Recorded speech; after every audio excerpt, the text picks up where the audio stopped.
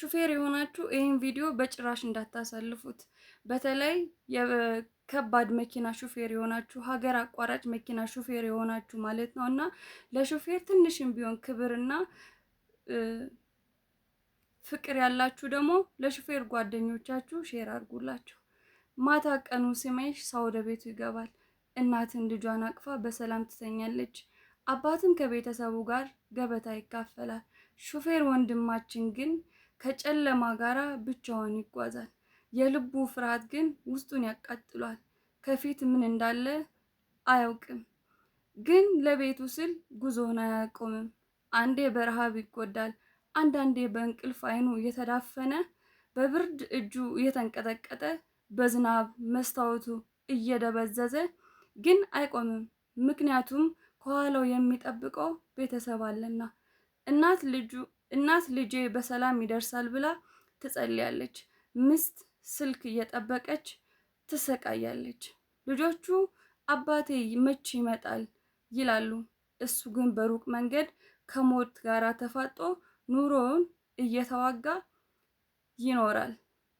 ዛሬ ደግሞ መንገዱ የበለጠ አስፈሪ ሆኗል። የጠመንጃው ድምጽ ሰላሙን ነጥቆታል። ከጉዞው ተነስቶ በሰላም መድረስ እድል የሆነበት ጊዜ መጥቷል። አንዳንዴ ታግቶ ይጠፋል፣ አንዳንዱ ተደብድቦ ይመለሳል፣ አንዳንዱ ደግሞ ስሙን ብቻ ይዞ ወደ ቤቱ ይደርሳል። ያኔ የእናት ጩኸት ሰማይን ይሰነጥቃል፣ የልጆቹ እንባ መሬትን ያርሳል።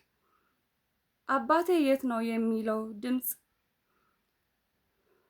በቤት ውስጥ እንደ ሐዘን ይንጠለጠላል።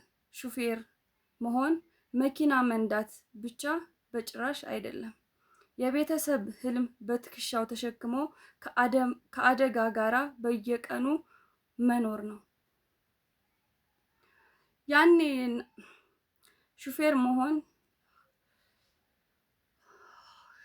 መሆን በአጠቃላይ በጣም ከባድና በጣም ስቃይ፣ በጣም መከራ፣ በጣም እንግልት፣ በጣም እራብና ብርድና ስቃይ የሞላበት ነው። ስለዚህ ዛሬ ለእነዚህ የመንገድ ጀግኖች እንጸልይላቸው።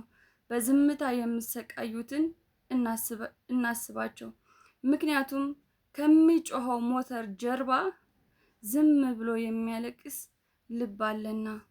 እና የኔ ውድ ሹፌሮች በርቱልኝ፣ ጠንክሩልኝ። መድኃኒዓለም እናንተን ይጠብቃችሁ።